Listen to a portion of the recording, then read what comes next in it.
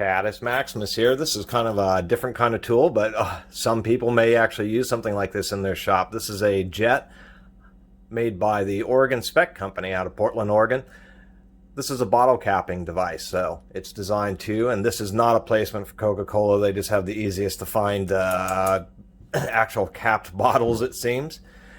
But this is a device designed for people at home to put caps on glass bottles.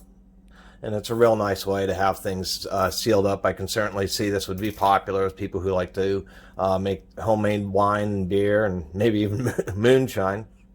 And versus metal jars and stuff, you can actually make nice sealed bottles that you sanitize. A lot of these types of things have been around. They turn up used, but they're always just such cheesy, cheaper brands or more cheaply made. And this definitely seems pretty nice. After evaluating it, it is not magnetic, so this is going to be cast zinc that is chrome plated. It is cast zinc, but there may be some type of alloy. This is not going to be cast steel or anything like that because you cannot get this type of definition. The reason cast zinc, also known as pot metal, is used is because zinc, and there are a variety of alloys, a variety of strength. Really cheap zinc alloy is what will really break. If you get a premium grade alloy, it's pretty strong. It can be molded like plastics, and you can just get this incredible definition out of something that's metal. So cast zinc allows you to get complexity like a plastic mold, but it is still metal. It is still going to be more durable and stronger in many situations. Although there's something interesting going on here. I don't know if there may be some iron content in this alloy, or maybe it's the chrome plating, but I was noticing it's pretty obvious. The steel roll pins are pretty magnetic. This is a super strong magnet. But I noticed on the handles, there's just a light amount of magnetism, I think, and all around through the body, and it's extremely light, but maybe there is a slight amount of magnetism to zinc. Sorry for the lecture on zinc, but this video may be viewed more than my normal subscribers because it's a bottle capper. So this one is pretty nice. You do have roll pins, so you can take it apart. This one's obviously in pretty nice condition. I did luck out. How it works is it just goes over the top of the bottle like so. All bottles have some type of lip, although there's variation, and that's what you'll experience with bottle cappers in general. And what I was reading online is there's variation from the lip of the bottle. Some lips are up high, like on this Coke bottle. Some, like on a lot of beer bottles, the lip is down lower, as well as slight variations in the diameter. So they say sometimes that can be a challenge. So there are different styles of bottle cappers. There are big stands where they have a big lever that you push down, and they just have like a round cup that would work on just about any size variation bottle. This style here works pretty well, but if you have a bottle with a slightly smaller neck, it may not actually crimp properly. So as it just pulls the top of the bottle against the cap into this cavity, there's a little edge there that rolls it over, and then as you push the handle back down, that's what this top plunger is this is an ejector, and it presses on the top of the cap to pop it off.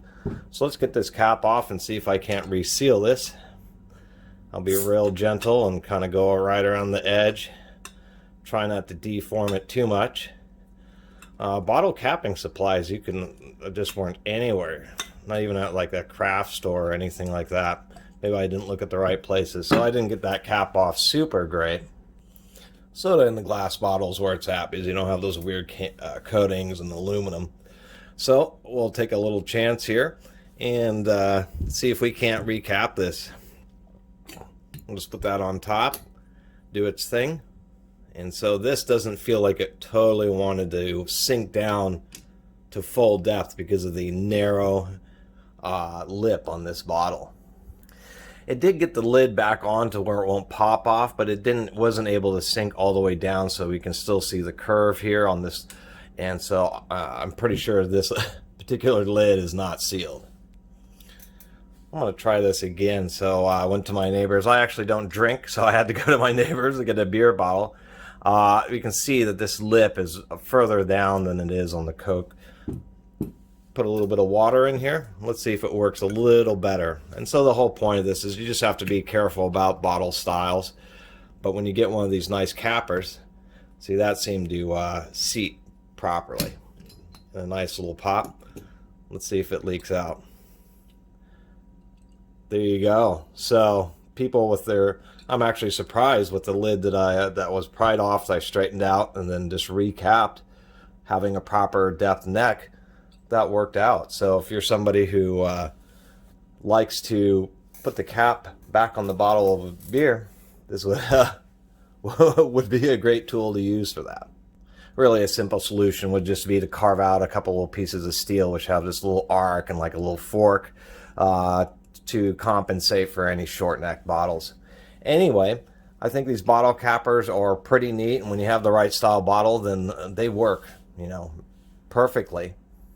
And it's just kind of a neat tool because you're doing something like putting a cap back on a bottle and resealing it, or making your own bottles and sealing them, which is normally a manufacturing process that a lot of people can't do at home. So I do kind of see the fancy of it, and particularly since cap bottles are still so common. And these old jets seemed, I looked around online, I was able to find quite a few on eBay. So if you ever consider it, get yourself a decent one. Anyway, I really appreciate everybody who's been watching and subscribing. And if you haven't subscribed, please do. Until next time, Catus Maximus out.